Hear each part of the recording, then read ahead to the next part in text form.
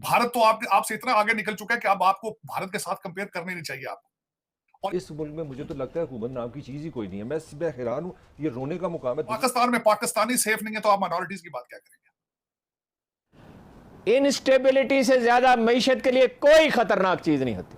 जिस तरह for example Siachen का पाकिस्तान और भारत का जो एरिया है, या जैसे कारगिल की जंग समझी जाती है, सो आप इमेजिन कर सकते हैं कि ये इंडिया की कैपेसिटी और जो कंफर्टेबिलिटी है वो कितने बड़े पैमाने पे जा रही है, और इंडिया किस तरह इन मिलिट्री ड्रिल्स का जो है वो फायदा उठा रहा है और अपना ग्रेट पार्ट स्टेटस जो है वो मेंटेन जो है वो कर रहा है। नमस्कार दोस्तों, आपका बहुत बहुत स्वागत है अपने न्यू अपडेट्स चैनल में। दोस्तों, पाकिस्तान में पॉलिटिकल क्राइसिस के बीच पाक मीडिया में ये खबर आंधी की तरह चली कि भारत जिस तरीके से अपने डिफेंस की ताकत बढ़ा रहा है और सियाचिन में एक्सरसाइज कर रहा है, अमेरिका और बड़े मुल्कों से अत्याधुनिक हथियार ले रहा है और बना रहा है, और कहीं पाकिस्तान का हाल ऐसे ही रहा तो भारत चंद घंटों में पाकिस्तान का कंट्रोल ले लेगा और न्यूक्लियर पावर होते हुए भी न्यूक्लियर चलाने का मौका तक नहीं देगा।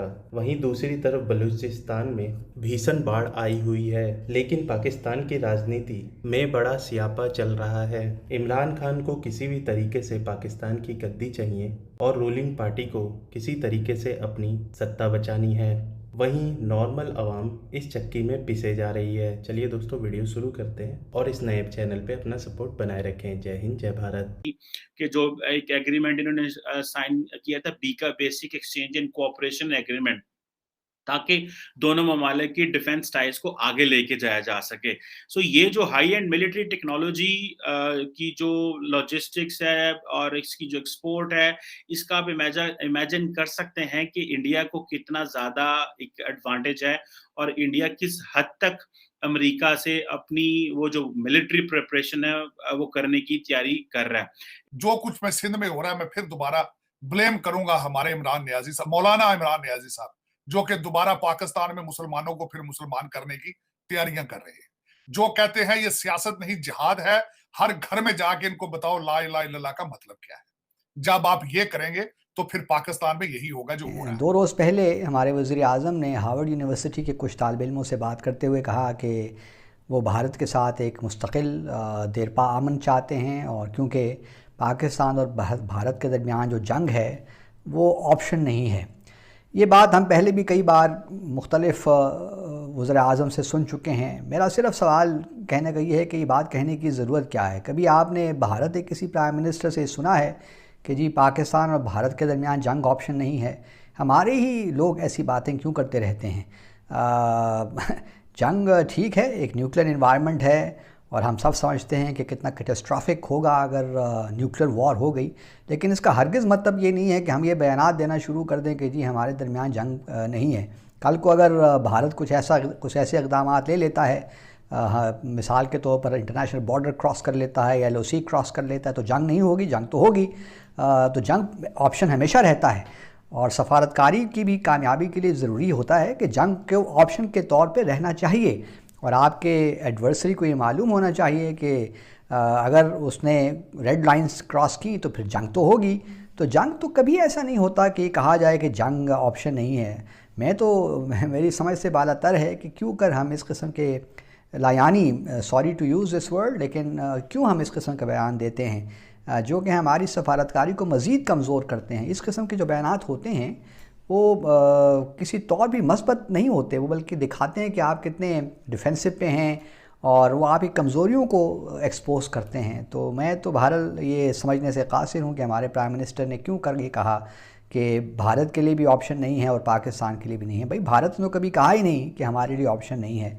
वो तो हमेशा जंग की बातें करते हैं, और वो तो यहाँ तक भी कहते हैं कि हम जंग के ज़रिए ही आज़ाद जम्मू और कश्मीर को भी लेंगे, और वो इसीलिए जो वो तैयारी भी कर रहे हैं। अगर आप उनके डॉक्ट्रिन देखें, जो जॉइंट आर्म फोर्सेस डॉक्ट्रिन है, जो कि बेस्ड है कोल्ड स्टार्ट डॉक्ट्रिन का, उनका तो सारा इस वक्त डॉक्ट्रिन यही बन रहा है कि किस तरीके से एक फौरी जो है एक्शन लिया जाए, 48-72 घंटों में कंट्रोल किया जाए, और पाकिस्तान को मौका ही ना दिया जाए कि वो जो है न्यूक्लियर जो है ऑप्शन इस्तेमाल कर सके। तो हमें खुदारा ऐसी बातें नहीं करनी चाहिए, और फिर दुनिया में भी क्रेडिबिलिटी आपकी नहीं रहती। एक तरफ तो आप कहते हैं कि कश्मीर जो है न्यूक्लियर फ्लैश पॉइंट है, दूसरी तरफ आप ये कह रहे हैं कि जंग ऑप्शन नहीं है, तो दुनिया किस पे यकीन करे? वो भी कहती है यार ये लोग तो वैसे ही हैं, सिर्फ भड़के मारते हैं, इनको कुछ पता नहीं है क्या हो रहा है और कैसे होने चाहिए।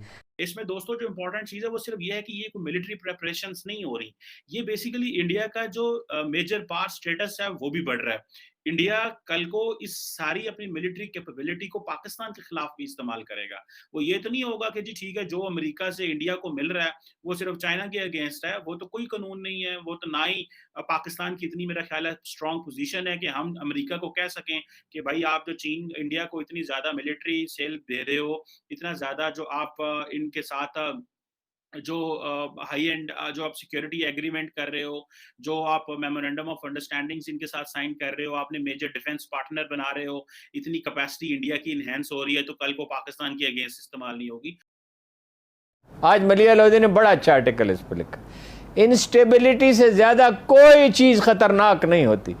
यही सूरत हाल रहेगी। देखिए अभी वो जो बोर्ड का इजलास हो रहा है IMF का, जी। और वो मौलाना फजलुर रहमान ने कहा गले से पकड़ के हमारी शर्तें तस्लीम करवा रहे हैं। अभी पता नहीं कौन कौन सी शर्तें वो तस्लीम करेंगे। अभी कतर, वो अभी उससे बात करते हैं, कतर जा रहे हैं वज़ीर आज़म साहब। तो इतनी इंस्टेबिलिटी हो जाएगी तो मईशत बचेगी कहाँ? बाकी उसका क्या बचेगा? बरामदात पहले कम है, तरसीलात दर पहले कम हो गई हैं। बिल्कुल रुपया जो है वो तिजोरियों में बंद हो जाएगा या लोग मुल्क से बाहर भेज देंगे। मईशत यकसर तबाह हो जाएगी। अभी आप देख रहे हैं कि खराबी शुरू हो गई है। ठीक है। और ऐसी सूरत हाल में IMF आपको कोई राहत देने वाला नहीं है। अमेरिका आप पे कोई मेहरबानी नहीं करेगा, वो पाकिस्तान से पहले ही नाराज है। चलिए मैं दोस्त ममालिक जो है वो पीछे हट जाएंगे जब IMF पीछे हटेगी। ठीक। एक नया रिकॉर्ड कायम किया हमने। 43% से बताया जा रहा है इन्फ्लेशन हुई है, सरकारी थी, मलिक साहब के पास कुछ और स्टोरी है, 63% हुई है। और अभी आया यहाँ पे तो सारे बिजली के बिलों की बातें करें हमारे कैमरामैन है, मैं भी जिधर जाता हूँ ये कहानी है। कुछ थोड़े बहुत स्पोरेडिक प्रोटेस्ट भी रिपोर्ट हुए हैं गुजरात में। ये असल कहानी तो पीछे चली गई। मैंने गुजारिश किया, पूरा बलोचिस्तान जनूबी पंजाब सैलाब में बह गया और महंगाई का जिन हर घर में हर शख्स को खौफ पैदा कर रहा है। असल इशू ये है कि भाई पाकिस्तान में महंगाई, क़ुव्वत खरीद खत्म हो गई और मलिक साहब ने तो खौफनाक इंकशाफ किया। सरकारी दादोशुमार है 42% महंगाई, मलिक साहब 63%। तो इसके बाद कोई बंदा जिंदा रह सकेगा? तो यार असल इशू ये है, हमें ये पकड़ देता है उसने ये बयान दे दिया, उसने ये बयान दे दिया, इसने ये बयान दे दिया, मैं छोड़ूंगा नहीं, मैं पकड़ूंगा नहीं। और यार इसमें तो बैठो कि माशी तौर पे लोगों को बुनियादी हुकूक दे दो। 4 रुपए की आज कीमत बढ़ रही है बिजली की कीमत तो ऐसे बढ़ी है जैसे बरसात में बारिश आती है एकदम। तो यार आपको पता ही नहीं, लोग अब एक बल्ब और एक पंखा नहीं चला सकते। हमारे भाई कह रहे हैं 298 यूनिट का 9,000 साढ़े 9,000 बिल आया। अब मुझे बताएं इसकी तनख्वाह 30,000 है, तो ये बेचारा बच्चों को क्या पढ़ाएगा? ग्रोसरी क्या रखेगा? अपनी मोटरसाइकिल में 200 रुपए ज़्यादा लीटर पेट्रोल डाल सकेगा? ये हुक्मरान मलिक साहब मगरमच्छ के आंसू होते हैं। साहब आवाम को ये मान लिया कि मुल्क में हमें गैर से जिंदा रहना है, कौम भी हम बहुत बड़ी है, सब नेशनलिस्टिक जितनी नैरेटिव बन रही है, लेकिन किसी भी ये नैरेटिव बीच में नहीं आ रहा कि लाइफ स्टॉक लोगों के बैग जो ब्रेड एंड बटर था, लाशें पानी में था। ऑफिशियल काउंट 700 की आई है कि 700 बंदे मर गए। ये ना गवर्नमेंट की इसको पूछती है ना अपोजिशन की रैली में। कल खास तौर पे थोड़ा सा शायद जिक्र कर दिया कि मदद करें उनकी, ये करें वो करें वो करें। और ये है असल कहानी पाकिस्तान के लोगों का। इस मुल्क में मुझे तो लगता है हुकूमत नाम की चीज़ ही कोई नहीं है। मैं सिर्फ हैरान हूँ, ये रोने का मुकाबला दुनिया में आपको पता है पर कैपिटा में सबसे अमीर मुल्क कौन है? उसका नाम है कतर। फिर नंबर 2 पे सऊदी अरब, रूस, चीन, मैक्सिको, तुर्की, जनूबी अफ्रीका दुनिया की 5 बड़े जो रिच कंट्री उसमें आता है। आपकी इतला के लिए पाकिस्तान में 15 करोड़ लोग गरीब है। मैं इंटरनेशनल डाटा की बात करूँ, ये सब में हमारे से बिजली सस्ती है। मैं जनूबी कोरिया की बात करूँ, दुनिया की 10 बड़ी इकोनॉमी में आता है। मैं मैक्सिको की बात करूँ, मैं रशिया की बात करूँ, ये फर्स्ट वर्ल्ड है। मैं कतर की बात करूँ, आपने वो करते हैं, कोई महंगाई की बात नहीं कर रहा। साफ पानी तो तुम 70 सालों में दे नहीं सके, एक स्कूल की किताब आप मुफ्त दे नहीं सके, आप एक पैनाडॉल दे नहीं सके, आप एक इमरजेंसी बेहतर लाहौर जैसे शहर में। मैं बताना चाहूंगा, आप सिंध में इन्होंने मौलवी साहब ने इनके दुकानों की एक्सपेंशन पे या हिंदुओं के उन इलाकों में मौलवी साहब को एतराज है। वो एतराज किस चीज का? आधा सिंध तो वैसे ही सैलाब में डूबा पड़ा है। मैं हमेशा ये कहता रहता हूं कि आज तक किसी सियासी पार्टी ने, इन्होंने 14 अगस्त में इस्लामाबाद में सरकारी मुजरे कराए हैं गवर्नमेंट के खर्चे पे, और उसके बाद इन्होंने कॉन्सर्ट किया पंजाब के खर्चे पे लाहौर में, लेकिन किसी के मुंह से 2 लफ्ज नहीं निकले कि चलें सिंध में जाके देखें लोगों के क्या हाल है सैलाब की वजह से, या बलूचिस्तान में देखें।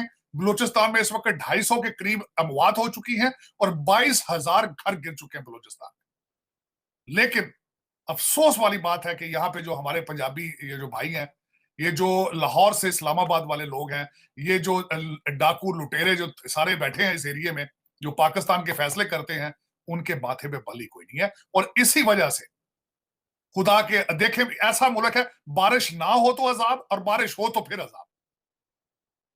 देखें अल्लाह ताला के काम देखें कि किस तरीके से इनको इशारों से बता रहा है कि अपने अमाल ठीक करो, लेकिन ये इंसानियत के पे तवज्जो दो, लेकिन उस पर ये कासर है ये कौम।